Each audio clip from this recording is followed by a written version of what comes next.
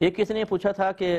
سنا یہ ہے کہ اگر کوئی فوت ہو جاتا ہے تو اس کی قبر کی مٹی لا کر ماں کو، بہن کو، بھائیوں کو ایسی کھلا دیں یا پانی میں گھول کر پلا دیں تو اس سے صبر کرنا آسان ہو جاتا ہے۔ دیکھیں یہ بھی انہی چیزوں میں سے ہیں کہ جب ہم قرآن و حدیث کو چھوڑ دیتے ہیں،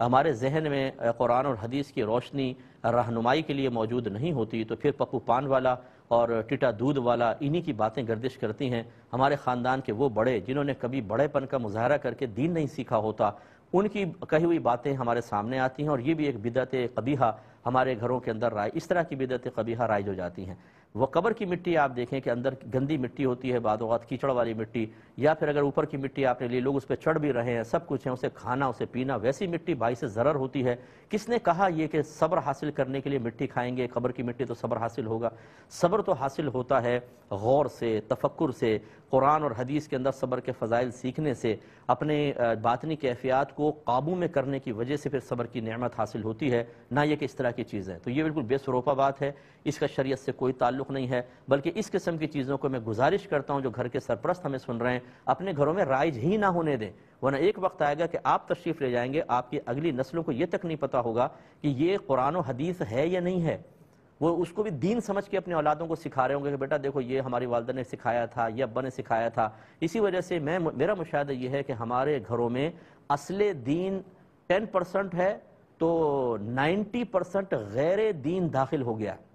یعنی جس کا دین سے، اسلام سے کوئی تعلق نہیں، وہ چیزیں ہمارے گھروں میں آ گئی ہیں۔ اب ضروری نہیں کہ وہ ناجائز یا حرام بھی ہوں، بعض مباح چیزیں ہوتی ہیں لیکن آ گئی ہیں، اور ہم اتنی زحمت گوارہ نہیں کرتے کہ کسی اچھے مستند عالم دین یا مفتی صاحب سے معلوم کر لیں کہ ہمارے گھروں میں جو یہ مقولے، یہ اقوال، یہ نظریات، یہ خیالات، یہ عقائد ہیں، ان میں سے کون سے صحیح ہیں اور شریعت کے موافق ہیں اور کون سے نہیں ہیں۔ پھر جو خلاف شرع نظر آئے ان کو ختم کر دیں، جو صحیح ہیں ان کو اختیار کر کے رکھیں۔ کون یہ محنت کرے؟ کیوں کرے؟ اولادوں میں اگر جاری بدعت جانے دیں، آخرت میں وہ پکڑے جائیں گے، اور ہمیں اپنے خود گرفت کا شعور ہی حاصل نہیں ہوتا۔ خلاصہ کلام یہ ہے کہ اس طرح کی کوئی خرافات نہ کریں، اس کا مذہب سے کوئی تعلق نہیں، نہ اس کا صبر سے کوئی تعلق ہے۔ مٹیاں پھانکنے سے اگر صبر آتا تو پھر مٹھی بھر بھر کے ہر چیز کے معاملے میں کر لیں تو سارا صبر ہی صبر ہوگا، ایسا نہیں ہوتا ہے۔ ایک ہی کویسچن کیا تھا کہ یہ جو قرآن کہتا ہے کہ جب جمعے کی اذان دی جائے تو تمام بیع وغیرہ بند کر دو اور جمعے کے لیے سعی سٹارٹ کر دو، اس کا تعلق کون سی اذان سے ہے؟ پہلی اذان سے ہے یا دوسری اذان سے ہے؟ دیکھیں حقیقتاً تو اور اصلاً اس کا تعلق دوسری اذان سے ہے جو خطبے کے قریب دی جاتی ہے، کیونکہ اس زمانے میں یہ ایک ہی اذان تھی اور اسی وقت یہ آیت نازل ہوئی، تو اس کا تعلق یقینی سی بات ہے کہ اسی کے ساتھ ہوگا۔ دور رسول میں ایسا رہا، دور صدیق اکبر، دور عمر فاروق میں یہی روٹین رہا۔ پھر جب دور عثمان غنی رضی اللہ تعالی عنہ آیا تو لوگ مدینہ شریف میں ظاہری اعتبار سے وسعت پیدا ہوئی، بازار باہر چلا گیا، تو وہاں سے آنے میں لوگوں کو دیر ہو جاتی تھی کیونکہ بعض اوقات توجہ نہیں رہتی تھی اور اذان کی آواز یقینی سی بات اتنی دور تک نہیں پہنچ پاتی تھی۔ تو پھر حضرت عثمان غنی نے پہلی اذان ایجاد کی، اور آپ نے کہا کہ مقام زورہ تھا بازار کے قریب، وہاں پر مؤذن اذان دے گا تاکہ لوگ ہوشیار ہو جائیں اور جلدی جلدی سعی کریں، اور جب مسجد میں پہنچ جائے دوسری اذان ہو پھر خطبہ ہو جائے۔ تو یہ معلوم ہوا کہ اصلاً تو دوسری اذان کے ساتھ تعلق تھا، لیکن بعد میں فقہ نے اس کا تعلق پہلی اذان کے ساتھ قائم کیا کہ بھئی پہلی اذان پر ہی سعی واجب ہو جاتی ہے۔ تو یہ آپ سمجھ گئے ہوں گے۔ اس سے میں ان بھائیوں سے بھی ذرا گزارش کرتا ہوں جو ہر چیز میں مسلمانوں کو بدعتی بدعتی بدعتی کہتے رہتے ہیں، میں انتہائی دائرہ ادب میں رہ کے کویسچن کرتا ہوں کہ یہ بدعت کا گناہ ہمارے عوام کے لیے تھا یا صحابہ کرام بھی اس کے مکلف بنائے گئے تھے کہ ان سے دور رہنا ہے؟ آپ مجھے جواب دیں۔ اگر آپ کہیں گے کہ نہیں صحابہ کرام بھی مکلف تھے تو اس کا مطلب ہے کہ صحابہ کرام بھی نبی کریم کے حکم کے بغیر یا آپ کے زمانے میں جو کام ایجاد ہوئے تھے اس کے علاوہ کوئی نیا کام ایجاد نہیں کر سکتے تھے۔ حکم شرع تو یہ ہونا چاہیے کیونکہ نبی کریم نے مطلقاً فرمایا کل بدعۃ ضلالہ وکل ضلالۃ فی النار۔ اس کے باوجود ہم یہ دیکھتے ہیں کہ حضرت ابوبکر صدیق رضی اللہ تعالیٰ عنہ نے وہ کام کیا جو نبی کے دور میں نہیں تھا، یعنی جمع قرآن، کلمہ گو لوگوں کے خلاف جہاد کیونکہ وہ زکوٰۃ کا انکار کر رہے تھے۔ اس طرح حضرت عمر فاروق رضی اللہ تعالیٰ عنہ نے تراویح کی باقاعدہ جماعت قائم کی جو پہلے دو دور میں نہیں تھا، اور آپ نے عورتوں کو مسجد میں آنے سے روکا حالانکہ پہلے عورتیں مسجد میں آتی تھیں۔ اس طرح عثمان غنی رضی اللہ تعالیٰ عنہ نے یہ پہلی جو اذان ہے اس کو ایجاد کیا، حالانکہ نہ اللہ کے نبی کا حکم نہ دور شیخین کے اندر ہوا۔ بتائیں یہ بدعت کیوں نہیں ہے پھر؟ اگر آپ کہتے ہیں کہ نہیں وہ سرکار نے فرمایا پہلے 3 دور جو ہیں وہ بڑے اچھے دور تھے تو اس میں کوئی مسئلہ نہیں ہے، تو بھائی اس کا مطلب ہے اس دور میں پھر ماد اللہ ثم ماد اللہ کیا نبی کریم کے قول کے خلاف چلنا جائز تھا؟ یہ تو نہیں ہے، وہ تو اپنی جگہ مسلم رہا۔ تو اس کا مطلب یہ ہوا کہ جو ہمارے اہل سنت کا نظریہ اور طریقہ ہے وہی بہتر ہے کہ ہم یہ کہتے ہیں کہ جب آپ کوئی نبی کریم صلی اللہ علیہ وسلم کے دور مبارک کے بعد کوئی بھی چیز ایجاد کریں گے، نئی چیز ہوگی، وہ بدعت کہلائے گی۔ اب اس کی دو اقسام، بڑی دو قسمیں، اگر وہ قرآن و حدیث کے خلاف ہے تو بدعت سیئہ یعنی بری بدعت ہے، اور اسی کے بارے میں سرکار کے گویا کہ فرمان ہے کلو بدعت دلالہ و کلو دلالت فی النار۔ اور اگر وہ بدعت نیا کام تو ہے لیکن دین کو تقویت دینے والا ہے، قرآن و حدیث کے خلاف نہیں ہے، تو پھر اس کی ایجاد بالکل جائز ہے، اس کو بدعت حسنہ کہتے ہیں، اور صحابہ کرام نے یہ معاملات کیے ہیں۔ اس تقسیم کو قبول کیجئے، نہیں کریں گے تو آپ خود بدعتی ہونے سے کبھی نہیں بچ سکتے۔ یہ میرا چیلنج ہے، کوئی یہ کہے کہ میں یہ کہوں گا کہ صحابہ کرام کے بعد جو نئے کام ایجاد ہوئے وہی بدعت ہیں، اس کے علاوہ نہیں، تو پھر بھی ہم آپ کو ثابت کر کے بتا دیں گے کہ آپ نے کتنے سارے نئے کام ایجاد کیے ہیں اور ان کا تعلق دین سے قائم رکھا ہے۔ ہر ایک کی مسجد میں گنبد و مینار بہت بڑی بدعت ہے، نبی کریم کے دور میں تو تھا ہی نہ، دور صحابہ میں تھا، کسی طرح نہیں بچ سکتے۔ اس لیے مسلمانوں کو خواہ بدعتی قرار دے کر ان کو جہنمی قرار دینا یہ دین کی خدمت نہیں ہے۔ خدا را ناراض بھی نہ ہو کوئی بھی، یہ دین کی خدمت نہیں ہے۔ بدعت سیئہ اور بدعت حسنہ کی تقسیم کریں گے تو صحابہ کرام اور جو اکابرین 1500 سال کے ہیں، جو بہت سی نئی چیزوں کے ارتکاب کا، نئی چیزوں کے ایجاد کا اور پھر اس کے ارتکاب کا عملی طور پر سبب بنے ہیں، وہ آپ کے الزام سے باہر ہوں گے، ورنہ نہیں ہو سکتے ہیں۔ اب چونکہ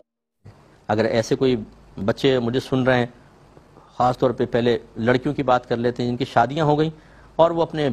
شوہر اور بچوں کی ہو گئیں، اپنے ماں باپ پہ کوئی توجہ نہیں، حالانکہ محتاج اگر ماں باپ ہیں، انہیں پیسے کی، رہائش کی، کھانے پینے کی، لباس کی ضرورت ہے، یاد رکھیں ان کا نان نفقہ تمام بچوں پہ برابری کے ساتھ واجب ہے۔ مثلا 3 بیٹے 3 بیٹیاں، تو ان سب کو پیسہ ملا کے برابر ماں باپ کی خدمت کرنی چاہیے۔ لڑکیاں سمجھتی ہیں ہماری شادی ہو گئی، ہم پہ کوئی ذمہ داری کوئی ہے،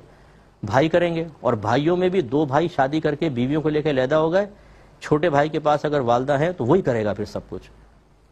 تو ٹھیک ہے وہ تو کر رہا ہے، سعادت کی بات ہے، لیکن یاد رکھیں یہ واجب ہوتا ہے سب بہن بھائیوں پر کہ برابر کنٹریبیوشن کر کے ان کی خدمت میں پیش کریں۔ تو وہ لڑکیاں ذرا درس حاصل کریں، اور خاص طور پہ جن کی باہر شادیاں ہو گئیں کہ فون تک نہیں کرتی، کبھی یہ فون کر لیا تو بس ٹھیک ہے کون ملنے آئے، اتنا خرچہ ہوگا، کیلکولیشن شروع کر دیں گے، اتنا خرچہ پڑ جائے گا، نہ اپنے بچوں کو لا کے ملوائیں، وہ تڑپ رہے ہیں بیچارے بچوں سے ملنے کے لیے۔ باہر کی آسائشیں ماں باپ کی خدمت کے مقابلے میں اتنی ہم پر غالب آ جاتی ہیں کہ پھر ہم ماں باپ کو بالکل اگنور کر دیتے ہیں، اور جب ان کا انتقال ہوتا ہے پھر آ جائیں گے جہاز لے کر نا، پھر پہنچ جائیں گے روتے دھوتے، 3 دن اپنے ماں باپ کو سرد خانے میں رکھوائیں گے، ان کو دیکھنے کو مل جائے۔ آپ کے دیکھنے سے کیا فائدہ ہوگا؟ آپ کے پوری زندگی آپ نے ماں باپ کو اہمیت نہیں دی۔ اب لوگوں کی زبانیں بند کرنے کے لیے کہ بعد میں لوگ کہیں گے جی موت پر بھی نہیں آئے تو بس پہنچ جاؤ جی وہاں پہ آگے تھوڑا سا آنسو سو بہائے، دفنایا، وراثت پہ قبضہ کیا، پھر اپنے باہر بھاگے، جان چھٹی سو لاکھوں پائے۔ برا نہیں مانیے گا کہ ہر ایک کے بارے میں تو ایسا میں نہیں کہہ رہا ہوں، جو ایسا کرتا ہے وہ جو غفلت کے ساتھ کر رہا ہے وہ مجبور ہے، جو اللہ تعالیٰ مجبوریوں کو جانتا ہے، لیکن بعض اوقات مجبوریاں ہماری اپنی خود ساختہ ہوتی ہیں۔ ابھی اپنے بچوں کا مسئلہ ہو جائے، دیکھیں آدمی پوری مجبوریوں کو اس طرف رکھ کر اور بھاگے گا دوسرے، اگر کسی کنٹری میں بچہ پڑھنے گیا اور آفت میں پھنس جائے، سب چھوڑ چھاڑ کے وہاں پہنچ جائیں گے، لیکن ماں باپ کی وہ اہمیت نہیں ہوتی۔ اور ایسی وہ ذرا بیٹے درس حاصل کریں جو شادیاں کر کے اپنی بیوی بچوں کو لے کے علیحدہ ہو گئے ہیں، اور کبھی عید بقرعید پر بھی ماں باپ سے ملنے کے لیے نہیں آتے، یا آتے ہیں تو بڑے رسمی طور پر روڈلی رویے کے ساتھ ملا کے کچھ تھوڑا بہت دیا اور بھاگ گئے۔ یہ رویے آپ کو برود قیامت بہت رلائیں گے۔ ماں باپ کی قدر کریں، یہ بہت بڑی نعمت ہوتی ہے، اللہ تعالیٰ ہمیں قدر کرنے کی توفیق عطا فرمائے۔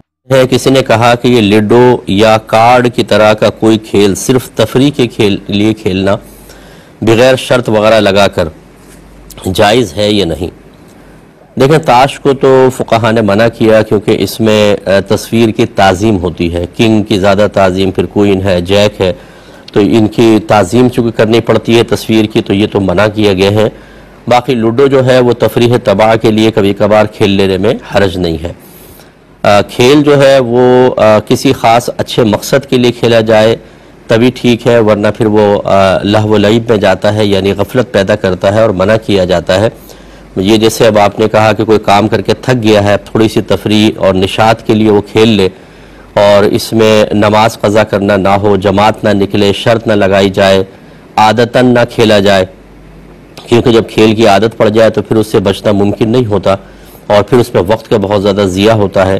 اس طرح جھگڑا نہ ہو، فتنہ فساد نہ ہو، تو پھر اس کی گنجائش نکلتی ہے کہ تھوڑا بہت کر لے۔ اور آج کل جیسے کہ حالات چل رہے ہیں کہ ہر آدمی انتہائی ٹینشن میں ہے، اتنے زیادہ تفکرات کا حامل ہے کہ مسلسل سٹریس میں ہے۔ ہر تیسرے آدمی کو شوگر اسی لیے ہو رہی ہے کہ چاہے وہ چینی زیادہ نہ کھاتا ہو، میٹھا زیادہ نہ کھاتا ہو، لیکن ذہنی دباؤ نے اس کے جسم کے نظام کو ڈس بیلنس کر دیا، اور اکثر لوگ اسی وجہ سے شوگر کا شکار ہیں۔ ایسے میں اگر آپ اس طرح کے تفریح کے کھیلوں کو بھی منع کر دیں تو ہر ایک کی طبیعت ہر چیز سے نشاط حاصل نہیں کر پاتی، اللہ نے طبیعتیں مختلف بنائی ہیں، تو لہٰذا اس طرح کے تھوڑے بہت تفریح طبع کے لیے کھیلوں کی اجازت دی جانی چاہیے۔